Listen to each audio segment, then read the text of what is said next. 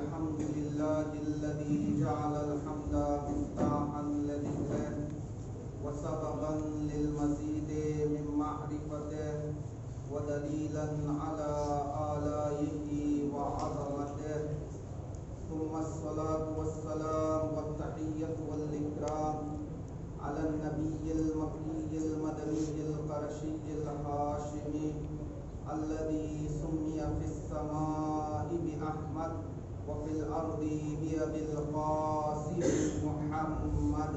اللهم صل على محمد وآل محمد وعلى آله الطيبين الطاهرين المعصومين سيما بقية الله في الأرضين روحي وأرواح العالمين لقراب مقدمه الفداء ولعنة الدائمة على أعدائهم أجمعين.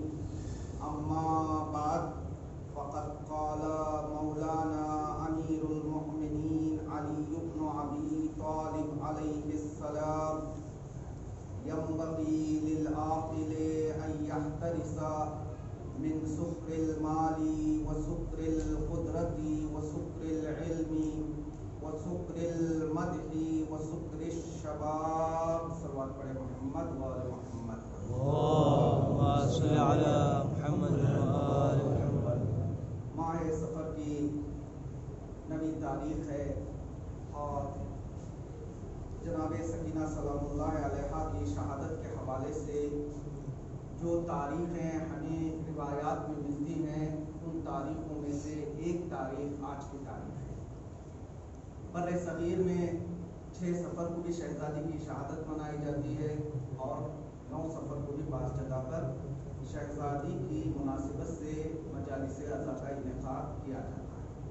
چونکہ دامن وقت میں زیادہ گنجائش نہیں ہے، ہم کوشش کریں گے کہ آج کی اس مختصر سی تقریر میں ہمارے اور آپ کے پہلے امام کی ایک حدیث کو سمجھنے کی کوشش کریں. جس حدیث کی تلاوت کا شرف حاصل کیا اس حدیث کے ترجمے سے پہلے میں چاہتا ہوں کہ ایک چھوٹا سا مقدمہ آپ کے سامنے پیش کروں تاکہ حدیث کو سمجھنے میں آسانی ہو.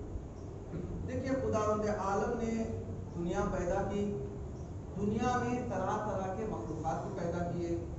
کچھ جمادات ہیں، کچھ نباتات ہیں، کچھ حیوانات ہیں، کچھ ایسے ہیں جن کو ملائکہ کا درجہ حاصل ہے. ملائکہ وہ ہیں کہ جن کے پاس عقل تو ہے لیکن ڈیزائرز اور شہوت نہیں ہے.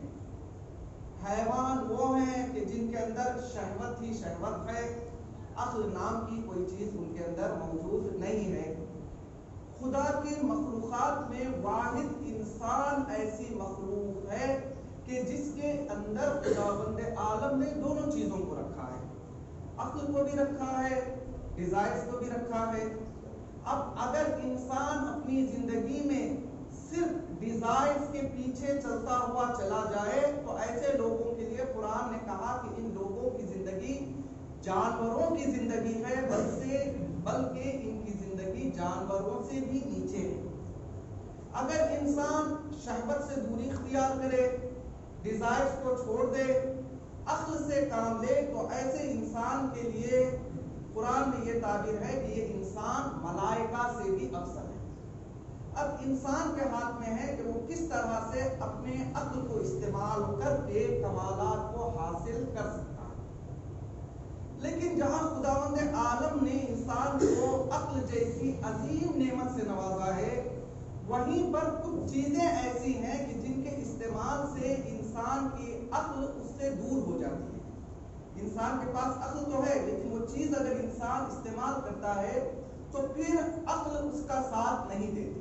جیسے شراب، انسان اچھا خاصا ہے، دل ہوتا ہے جاتا ہے جا کر حرام شراب کو پیتا ہے تو کیا ہوتا ہے، کچھ دیر ہی کے لیے صحیح اس کا ذہن اس کے قابو سے دور ہو جاتا ہے.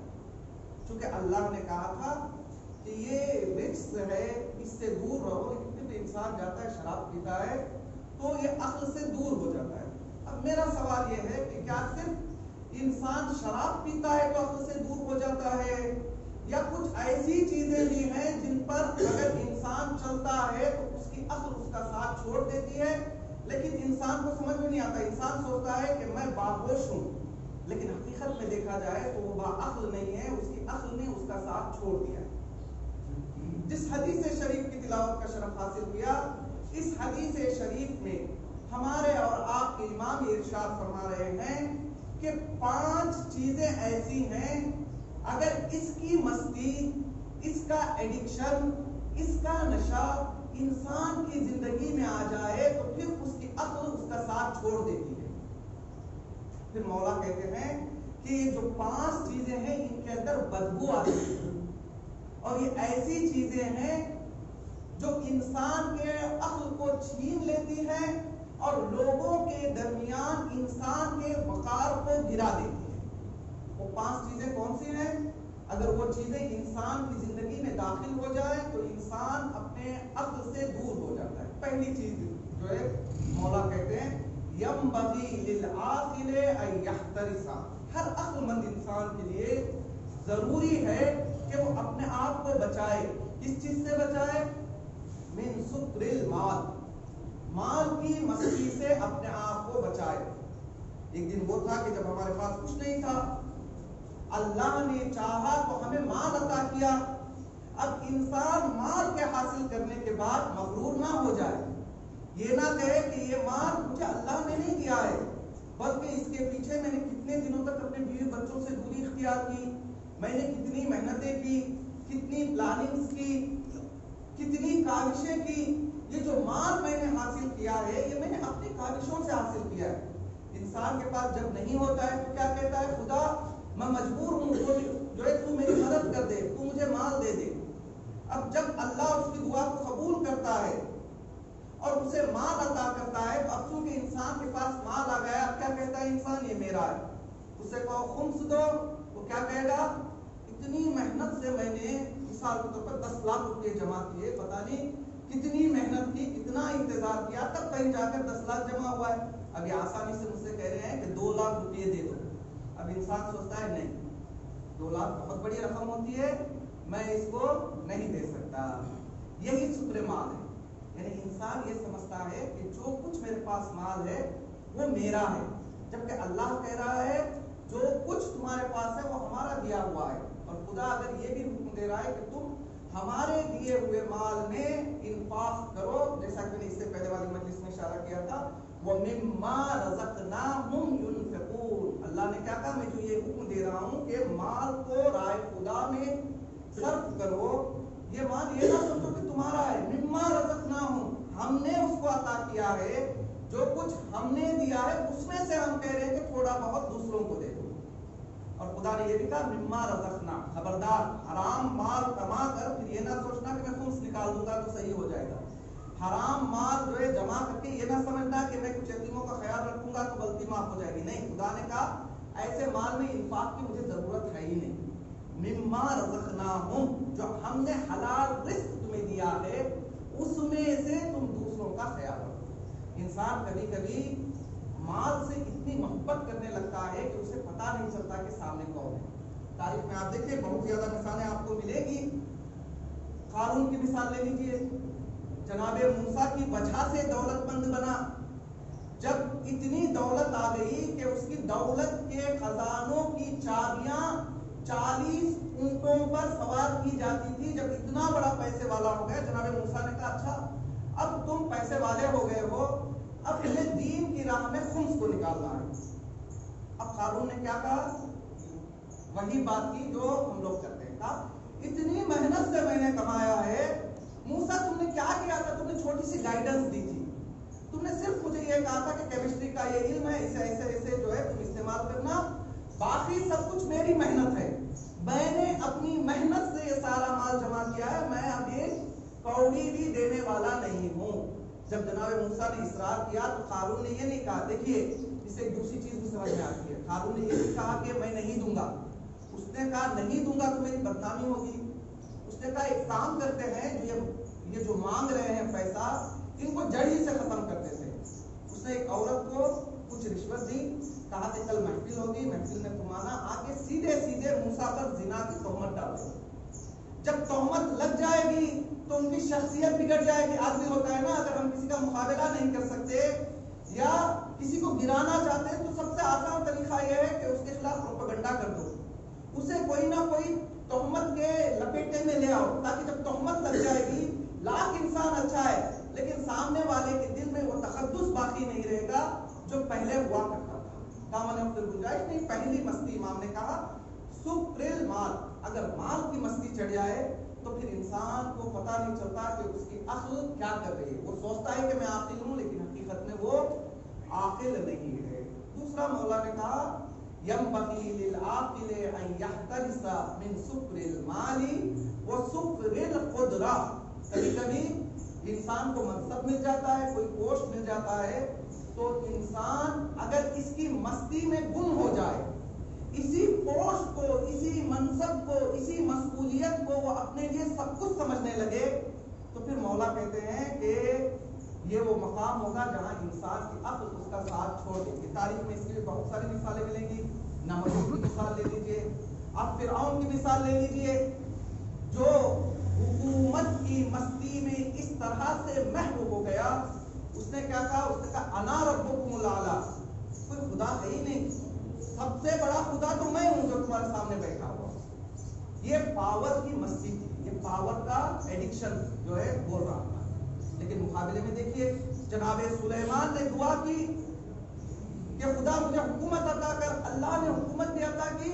جناب سلیمان نے کیا کہا تھا؟ ھذا من فضل ربی، یہ میری کیا اوقات ہے، کچھ نہیں، یہ جو کچھ ہے یہ اللہ کے فضل سے مجھے عطا کیا گیا۔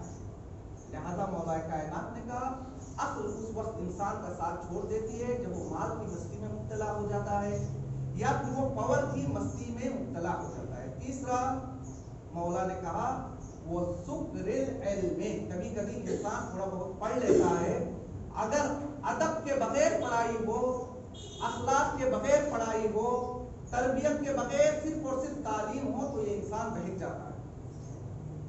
لاکھ کو زمانے کے سامنے ایسا دکھاوا کرتا ہے کہ میں جو ہے بہت بڑا پڑھا لکھا ہوں، لیکن جب سخت جو ہے حالات اس کے سامنے آئیں گے تو اس وقت پتا چلے گا کہ یہ واقعاً علم پر عمل کر رہا ہے یا علم کے نشے میں ڈوبا ہوا ہے۔ ایک شخص ہے جس کا نام کیا ہے؟ عبداللہ بن سنان، شام کا بہت بڑا عالم۔ ام المومنین نے جنگ جمل کے وقت پیغام بھیجا، کہا عبداللہ بن سنان تو اتنے بڑے عالم ہو، تم یہ فتویٰ دو گے تو سارے لوگ ہمارا ساتھ دینے کے لیے آئیں گے۔ اس نے جواب میں لکھا کہ اے ام المومنین تمہیں کیا ہو گیا ہے، تم مجھ سے کہہ رہی ہو کہ میں علی کے مقابلے میں آ کے جنگ کروں، جبکہ میں جانتا ہوں کہ قرآن مجید کی 350 آیتیں علی کی شان میں نازل ہوئی ہیں۔ علی وہ ہے کہ جس کی شان میں قرآن کی 350 آیتیں نازل ہوئی ہیں، میں ان کی فضیلت کو جانتا ہوں، آپ مجھ سے یہ کہہ رہی ہیں کہ میں آ کر آپ کا ساتھ دوں۔ ام المومنین نے کہا اچھا مجھے پتا ہے اس کو کس طرح سے صحیح کرنا ہے۔ ایک بہت بڑا اماؤنٹ بھیجا، یہ فوراً شام سے نکلے، جنگ جمل جہاں ہو رہی تھی وہاں پہنچے، نہ صرف یہ کہ ام المومنین کا ساتھ دیا بلکہ فتویٰ دینا شروع کیا، کہا کہ امکم ہی صومکم ہی صلاتکم، اے لوگوں یہ تمہاری ماں ہے، اگر نماز کو دیکھنا چاہتے ہو تو یہی تمہاری نماز ہے، اگر روزہ دیکھنا چاہتے ہو تو یہی روزہ ہے۔ لیکن عالم ہے جس کو پتا ہے کہ علی کے بارے میں 350 آیتیں نازل ہوئی، جب اپنے آپ کو پیسے کے آگے دیکھتا ہے تو فوراً اپنا راستہ بدلتا ہے۔ مولا کائنات نے کہا آخر انسان کو چاہیے کہ 5 مستیوں سے، 5 طرح کے ایڈکشن سے اپنے آپ کو دور رکھے۔ اگر اس چیز کا عادی ہو گیا تو نشہ کیا ہوتا ہے؟ ایک مرتبہ عادت ہو گئی پھر چھوڑنا مشکل ہوتا ہے۔ مولا نے کہا یہ سارے نشے ہیں، اگر اس کی عادت تمہیں پڑ جائے گی تو چھوڑنا کافی مشکل ہو جائے گا۔ مولا نے کہا پہلا نشہ کیا ہے؟ مال کا نشہ۔ مال آیا ہے سمجھو یہ اللہ کی طرف سے، جو کچھ وظیفہ ہے وہ انجام دو، پھر ایک دن تمہیں جانا ہے۔ دوسرا مولا نے کہا اگر اللہ کے لطف و کرم سے تمہیں کبھی منصب یا پوسٹ مل گیا تو اسی سے محبت نہ کر بیٹھنا بلکہ لوگوں کی خدمت کر۔ تیسرا اگر علم حاصل کیا، اللہ نے توفیق دی ہے کہ تم عالم بنو تو اپنے علم کو صحیح راستے میں استعمال کرنا، اگر اس کی مستی میں ڈوب گئے تو پھر تمہاری عقل تمہارا ساتھ چھوڑ دے گی۔ چوتھا مولا نے کہا وہ سکر المد، کبھی کبھی کیا ہوتا ہے پتہ ہے، آج کل ایسے لوگوں کی کمی نہیں ہے، کچھ لوگ تو ہوتے ہیں جو حقیقتاً آپ کی تعریف کرتے ہیں، لیکن کچھ لوگ ایسے مزہ لینے کے لیے بھی تعریف کرتے ہیں یا کسی کو بھلانے کے لیے بھی تعریف کر دیتے ہیں۔ وہ لوگ کہتے ہیں مثال کے طور پر مجلس پڑھی، مولانا آپ نے کیا مجلس پڑھی، کیا کیا چیزیں آپ نے بتائی، اس سے پہلے ہم نے نہیں سنی. اب یہ تعریف سن کر میں خدا کا شکریہ بجا رہا ہوں مثال کے طور پر، تو صحیح راستہ ہے. اگر یہ تعریف سننے کے بعد میری رات کی نیند چلی جائے، رات بھر میں سوچتا رہوں کہ آج میں نے کتنی اچھی مجلس پڑھی کہ لوگوں نے میری تعریف کی، تو یہ میں اپنے علم پر عمل نہیں کر رہا ہوں، بلکہ کیا ہو گیا، میں علم کی مستی میں ڈوب گیا. مولا نے کہا جب انسان علم کی مستی میں ڈوب جاتا ہے، تعریف کی مستی میں ڈوب جاتا ہے، تو پھر انسان کی عقل اس کا ساتھ چھوڑ دے. تو مولا نے کہا اگر عقل کو بچائے رکھنا ہو تو مال کے نشے سے دور رہو، دوسرا پاور کے نشے سے دور رہو، تیسرا علم کے نشے سے دور رہو، اور چوتھا تعریف کے نشے سے دور رہو، اور آخری کا وہ سکر شباب، جوانی بھی ایک طرح کا نشہ ہے. مولا نے کہا کہ دوسرے حدیثوں میں بھی ملتا ہے جوانی وہ عظیم وقت ہے، حتیٰ قیامت کے دن 2 مرتبہ سوال ہوگا. ایک مرتبہ آپ سے سوال ہوگا کہ پورے عمر کا حساب دو، پورے عمر کا اکاؤنٹ دو، اور دوسری مرتبہ الگ سے بلایا جائے گا، وہاں پر صرف اور صرف آپ کی جوانی کے بارے میں سوال کیا جائے گا کہ تم نے اپنی جوانی میں کیا کام انجام دیے. لہذا مولا کائنات نے کہا کہ اگر بچنا ہے، عقل کو سالم رکھنا ہے، تو 5 طرح کے ایڈکشن سے اپنے آپ کو دور رکھنا. اگر کربلا میں بھی ہم دیکھیں تو یزید ایسے امام کے مقابلے میں نہیں آ رہا ہے. جو لوگ کربلا میں آئے تھے وہ 5 نشے میں مبتلا تھے. ایسے بھی لوگ تھے جو کربلا میں آئے ہوئے تھے جنہیں مال کا نشہ تھا، جو اس لیے آئے تھے تاکہ ہمیں مال مل جائے.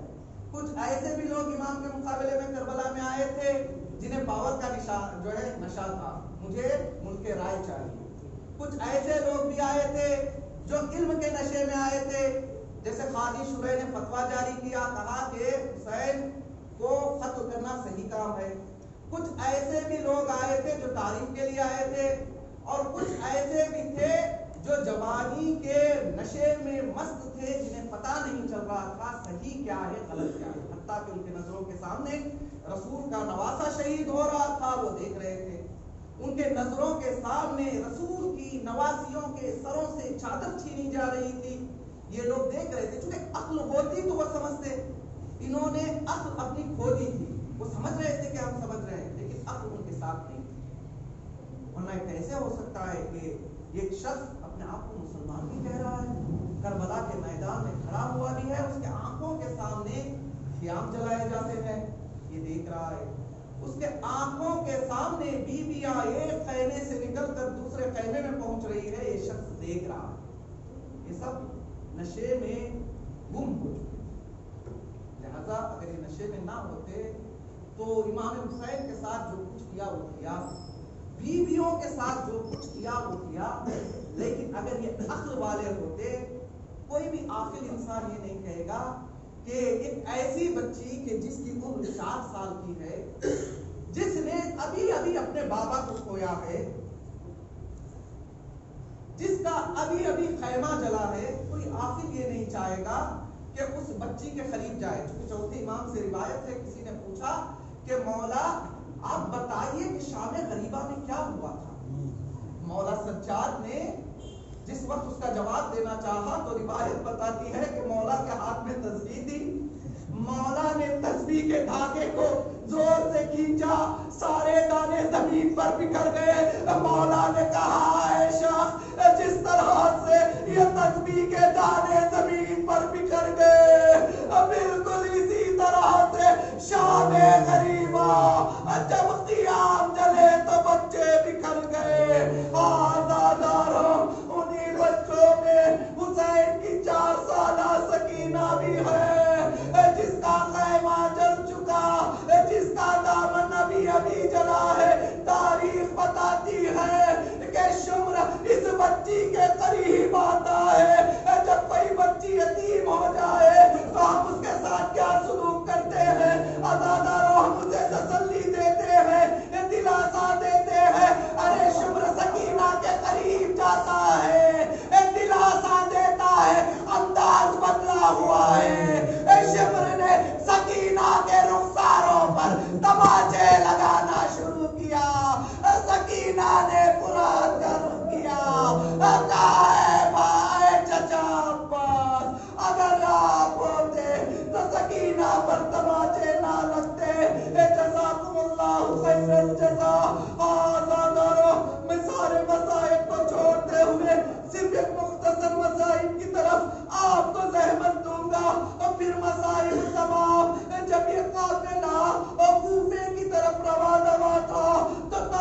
بتاتی ہے ایک منزل پر یہ قافلہ رکا، ایک عورت دوسری عورت کے قریب جاتی ہے، کہتی ہے چلو ذرا تماشا دیکھتے ہیں۔ اس عورت نے کہا استغفر اللہ، میں مدینہ میں تھی، میں نے اپنی شہزادی فاطمہ سے سنا کہ کبھی بھی اسیروں کا تماشا نہ کرنا۔ اس عورت نے کہا نہیں مومنہ، یاسیر مدینہ سے آئے ہیں۔ اب جیسے ہی اس مومنہ نے مدینے کا نام سنا، اپنے آپ کو قافلے تک پہنچایا، کیا دیکھا کہ قافلے میں ایک کمسن بچی ہے جو بہت دنوں کی پیاسی لگ رہی ہے۔ یہ مومنہ گھر جاتی ہے، پانی لے کر آتی ہے، بچی کے قریب آ کر کہتی ہے اے بیٹا پانی پی لو، لیکن میری یہ خواہش ہے کہ پانی پینے سے پہلے میرے لیے کچھ دعائیں کر دو۔ سکینہ نے کہا مومنہ تمہاری دعائیں کیا ہے؟ کہا اے بیٹا پہلے یہ دعا کرنا جس طرح سے تم یتیم ہوئی اس طرح سے میرے بچے یتیم نہ ہو۔ سکینہ نے کہا بارے الہ جس طرح سے میں یتیم ہوئی اس مومنہ کے بچے یتیم نہ ہو۔ دوسری دعا کا اے بیٹا یہ دعا کرنا کہ مدینے میں میرا مولا امام حسین اور ان کی بہن زینب صحیح سلامت رہے۔ اب اتنا سننا تھا، بی بی زینب نے کہا اے ام حبیبہ کیا تم زینب کو دیکھو گی تو پہچان لو گی؟ ام حبیبہ نے کہا ہائے بی بی میں کیسے نہ پہچانوں گی، ارے میں نے بہت زیادہ وقت گزارا ہے، میں اپنی شہزادی کو پہچان لوں گی۔ اب زینب سے نہ رہا گیا، زینب نے کہا اے ام حبیبہ وہ نوکے نیزہ پر سر حسین ہے، میں تیری شہزادی زینب الا لعنت اللہ علی القوم الظالمین سیعلم الذین ظلموا ای منقلب ینقلبون